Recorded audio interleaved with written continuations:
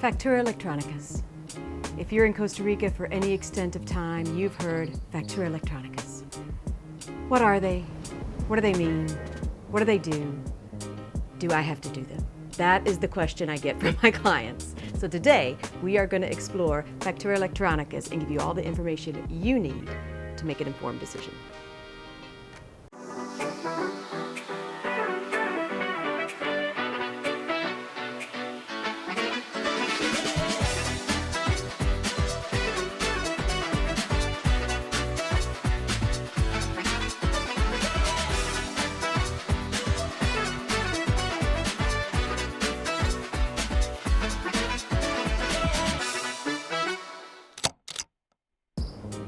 Hi everyone, Sarah Breitlander here, co-owner of Crane Luxury Real Estate and Crane Property Management and Vacation Rentals here in Costa Rica. Today we're going to talk about Factura Electrónicas, electronic facturas. Electronic invoices is essentially what it is. And this is important for our homeowners to know. You know, I know Costa Rica is about beaches and the jungle and quality of life, but sometimes we also need to talk about the paperwork, particularly if you are interested in renting your home out as a short-term vacation rental. If not, if that doesn't apply to you, you could probably stop watching now. But if you want to do that, or if you are any business owner in Costa Rica, you will need to know about Factura Electrónicas. So this is for everyone, not just my clients who are short-term vacation rentals, but I'm gonna tailor it to short-term vacation rentals because that's my business. So here we go. What are Factura Electrónicas? They stem from the fact that back in 2018, there was a broad sweeping legislation passed to revamp accounting practices in Costa Rica. Okay, it was actually the actual name of the law is something like strengthening the finances of Costa Rica. So they basically put a system in place that is efficient, automatic, electronic, so that they can see everything and capture all of the income that they get in terms of taxes, right?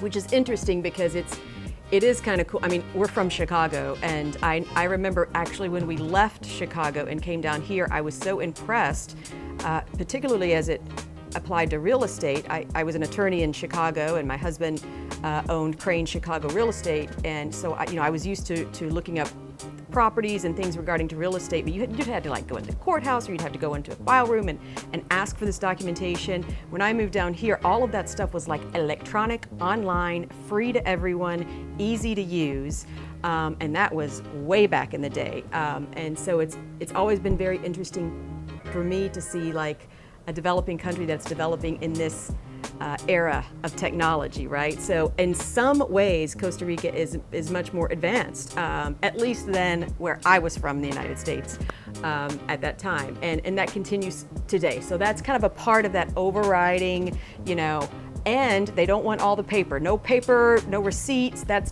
done, right? We're issuing electronic invoices. So it's kind of a free flow of information and waste not, want not kind of thing. So basically they passed this legislation. It went into effect in 2019. There were massive changes in how income tax is applied to short-term vacation rentals.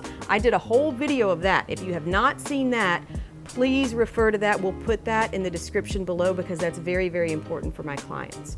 But in addition to that, they adopted electronic invoices, okay? So basically it applies to all businesses, and what it means, you have to go online, you have to register your business as a taxpayer, okay? And then there's like an online platform that you subscribe to, okay? So what it means is that every time you spend as a company, and if you're a short-term vacation rental, your home is the company, it's owned by a company, and that company's the taxpayer. So every time you have income coming in, you have to issue an electronic invoice. Anytime you have an expense going out, the person who's receiving that money gives you an electronic invoice. So it is all done electronically, and the government can watch it all, okay?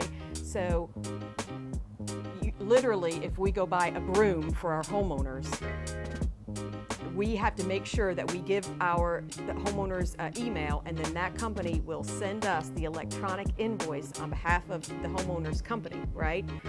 Anytime clients stay with us, and they could ask for an electronic factura that shows the income coming in, and we give them that factura going out. So that's the process. They want all the information in their system.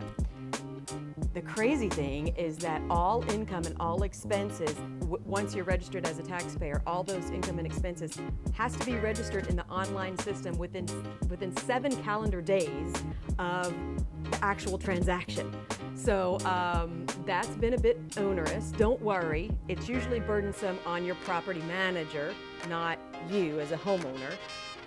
In fact, when this regulation passed, there were property managers in the business that just left the business. They're like, I'm a property management company. Like, my job is to take care of the homes. You know, I didn't sign up for this. I didn't sign up for all this accounting, right? And it is a big burden. I mean, literally, some of the property management companies closed down because I remember the homeowners were kind of like scrambling to try to go to other property managers. Crane went in the other direction. We decided to kind of double down on an accounting department to handle those burdens.